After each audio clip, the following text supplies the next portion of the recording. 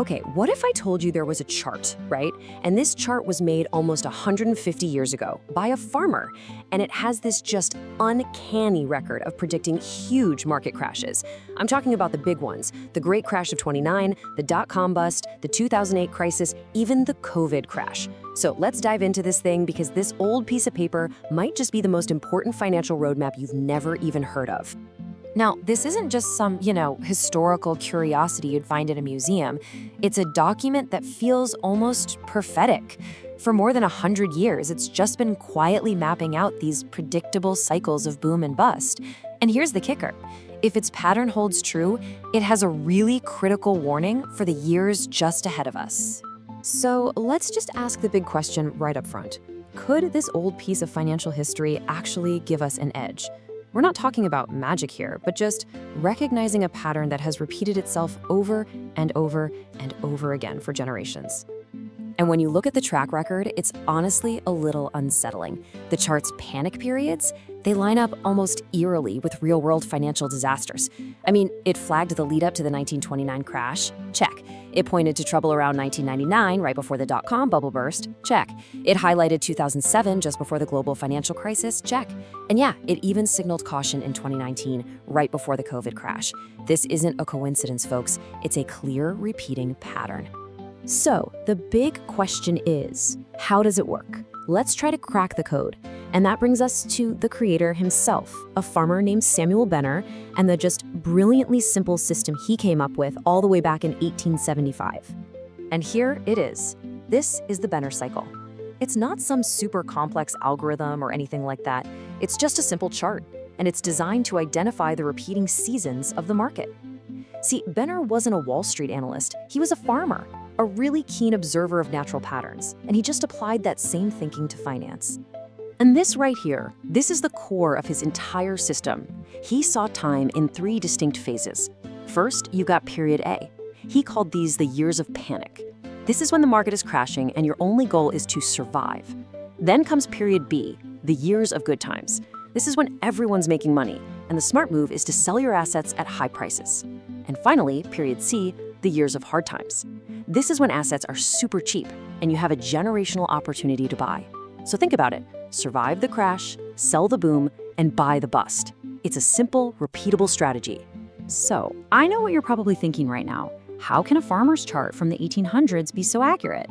And the answer isn't magic. The real secret is that Benner wasn't trying to predict stocks. No, he was mapping human psychology. This is just pure, unadulterated pattern recognition.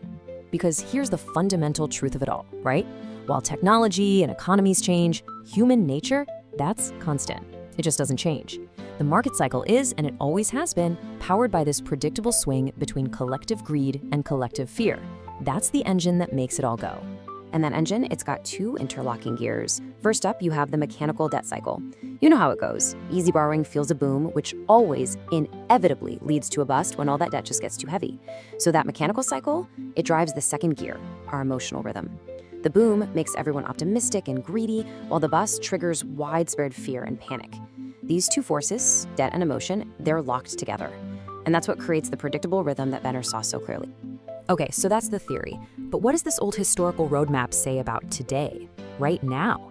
Let's actually pinpoint our current location on Benner's map. Where are we in this cycle at this very moment?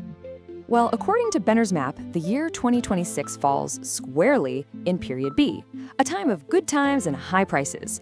Historically, this is the phase where optimism is king, but it's also the phase that comes right before a downturn. You could say we're in the final innings of the party. And does this match reality? I mean, just look around. Asset prices, from stocks to real estate, they're near record highs. Debt levels, whether you're talking government, corporate, or personal, are absolutely staggering.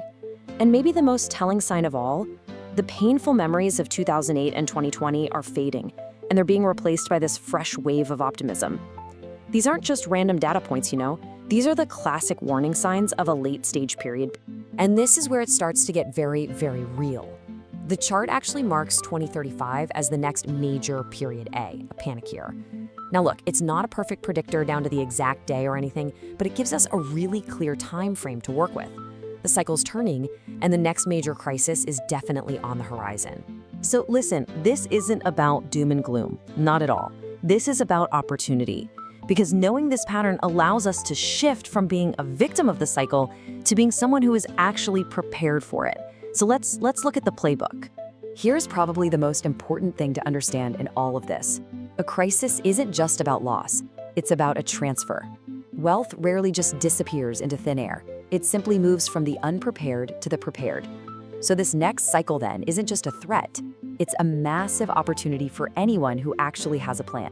The playbook itself is pretty simple, but it's incredibly powerful. Step 1, stop trying to predict the exact timing. Just prepare for the turn. Step 2, build up your cash reserves. I'm telling you, having dry powder when assets go on sale is a superpower.